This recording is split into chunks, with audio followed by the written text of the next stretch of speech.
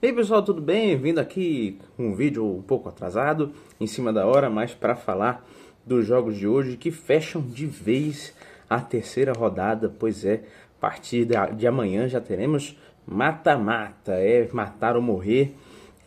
Os últimos jogos da fase de grupos, então, hoje teremos Inglaterra e Panamá, teremos Croácia e Gana, também mais tarde Portugal e Colômbia, o grande jogo do dia, Congo e Uzbequistão, e também fecha o grupo da Argentina, que enfrenta a Jordânia, também um importante Áustria e Argélia. Bom, começando com o grupo que joga mais cedo, da Inglaterra, a Inglaterra é muito favorita contra o Panamá, né? Decepcionou contra uma seleção bem fechada, como era o time de Gana do Carlos Queiroz, mas a Inglaterra um Panamá que ainda não fez gols, né? É a única seleção que falta marcar um gol nessa Copa do Mundo.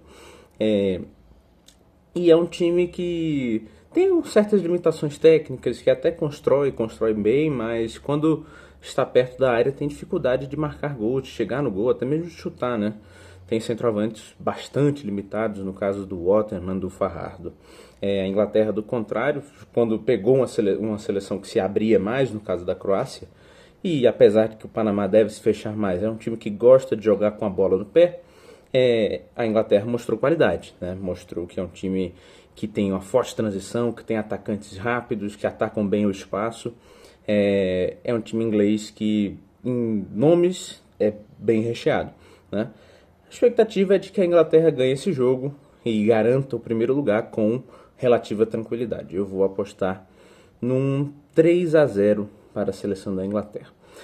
No mesmo horário, no mesmo grupo, temos um jogo muito importante, Gana e Croácia, né? Gana já está garantida na próxima fase, pelas contas matemáticas, já mesmo que fique em terceiro, já tem uma vaga no mata-mata. Croácia precisa vencer ou até mesmo empatar para se classificar, né? Esse pode ser um daqueles jogos em que o empate beneficia as duas equipes, né? E que aí haja aquele bem bolado, mesmo que seja tácito, né, implícito, e as duas equipes não joguem muito além de ir para buscar um empate. Para a Croácia talvez fosse melhor evitar esse empate, porque se empatar, vai provavelmente enfrentar Portugal logo de cara no mata-mata, né? Se não Portugal, uma Colômbia, que também é um time forte. Então, é um jogo difícil, é uma Croácia que é muito pobre em criação, né? Tem chances muito escassas, depende muito de achadas do Modric, um meio-campo que perdeu a força que tinha em outros momentos, e uma seleção de Gana que também não cria tão bem, mas é um time que defensivamente é muito qualificado, né? Então, assim, é um jogo que eu acho que tem uma carinha de 0-0, até porque o empate beneficia as duas equipes. Vou apostar nisso. E aí vamos para o grupo de Portugal, né? Começar com outro jogo, com Congo e Uzbequistão. O Congo tem a condição muito possível de ganhar e se classificar para a próxima fase. Um time arrumado, um time que deu trabalho para as duas seleções mais fortes, pega um Uzbequistão enfraquecido e que ainda pode se classificar, é bem verdade, mas precisa vencer com a goleada histórica contra a seleção do Congo, né? A nota de corte agora é com 3 pontos, você precisa de saldo zero. Se o Uzbequistão quiser vencer e ficar com saldo zero, precisa fazer 7 gols de diferença no Congo. É muito improvável, né? Ainda mais considerando como o ataque desse time é relativamente fraco. Então o Uzbequistão já vai entrar nesse jogo, imagino eu, vendo que as suas chances de classificação são muito escassas. Ainda assim pode querer aquela vitória da honra, né? Na primeira participação, conseguir um ponto talvez. Então acho que vai ser um jogo disputado, vai ser um jogo pegado, com o Congo propondo, muito provavelmente. Um time que tem boas armas ofensivas, apesar de ser um time mais qualificado na sua defesa. Eu imagino que seja um jogo de um placar um pouco mais contido, mas que deve ter uma vitória do Congo se tudo ocorrer como esperado. Vou apostar em 2-1 para a seleção africana. Com esse resultado, o Congo se classificaria para a próxima fase, né? Ao mesmo tempo, outro jogo do grupo, um dos mais esperados dessa primeira fase, teremos Portugal e Colômbia, uma grande partida. A Colômbia, no momento, é líder do grupo, estaria se classificando para enfrentar o terceiro colocado do grupo da Inglaterra. Portugal em segundo. Nesse momento ainda não tem um adversário definido também.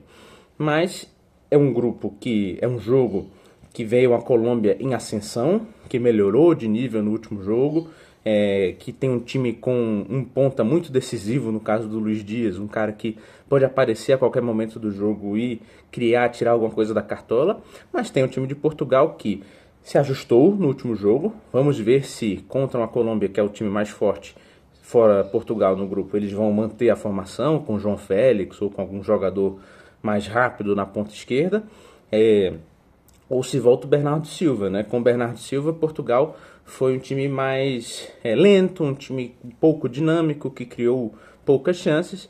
Talvez dessa outra forma consiga explorar os espaços de contra-ataque que a Colômbia costuma deixar, né? A Colômbia é um time que se expõe porque ataca bastante. Portugal pode aproveitar esses espaços.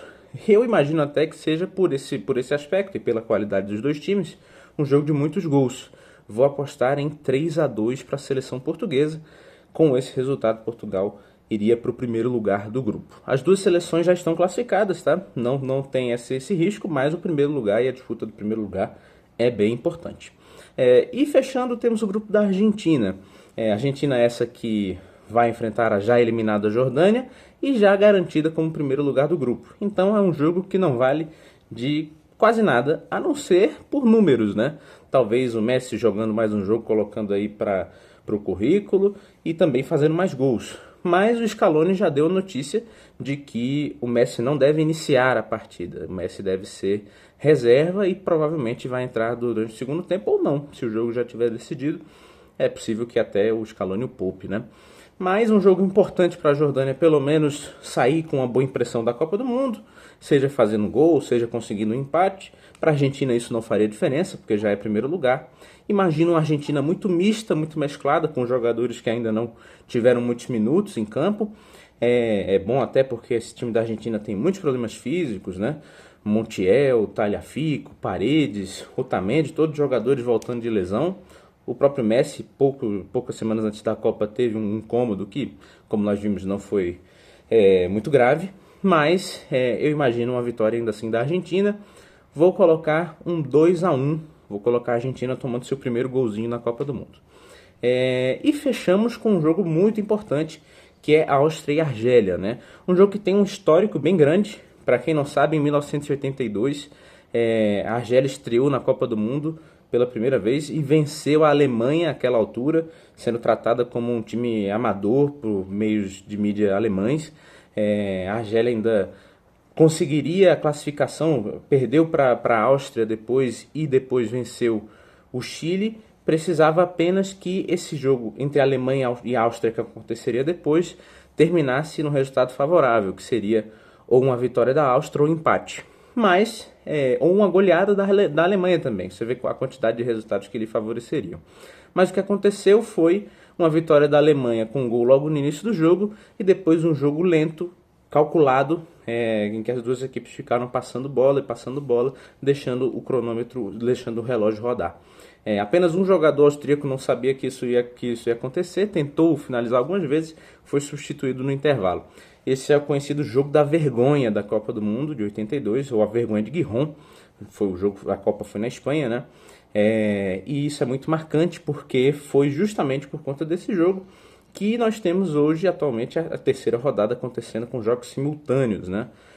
Por isso que assim você limita essa combinação de resultados. Mas a ironia do destino faz com que uma combinação de resultados, entre aspas, favoreça a Argélia dessa vez. Porque empatando garante vaga na próxima fase, né? Com 4 pontos já tem certeza de que entre os terceiros colocados a Argélia já entraria. Então tem essa condição. Vamos procurar saber se a Argélia vai querer ou não vingar esse jogo e tentar jogar para valer. Eu acho que pode ser um motivador a mais, ou se essa Argélia que não joga a Copa desde 2014 não vai querer garantir o seu e garantir a vaga na próxima fase. Por isso eu acho um pouco difícil de prever esse jogo, né? As duas seleções têm condição de classificar. A Áustria é um time um pouco mais organizado, né? Que nós vimos, falta algum jogador mais diferenciado, são pontas que na verdade são meias armadores, né? Então um time que tem um pouco de falta de velocidade. E uma Argélia que, do contrário, é um time que tem jogadores de ponta bem rápidos, mas às vezes é um time defensivamente exposto, né? Que tem zagueiros que são mais construtores do que destrutores, e isso pode ser um trunfo para a seleção austríaca. Eu, assim, vou jogar na bola de segurança, imagino esse jogo um empate que favoreça as duas equipes. Estou torcendo muito para que a Argélia leve esse jogo à Vera, para que não seja mais um jogo vergonhoso, como foi o da Noruega com a França ontem, e que nós tenhamos uma disputa de verdade. Vou apostar no 1 a 1. Então é isso aí, pessoal. Até mais tarde.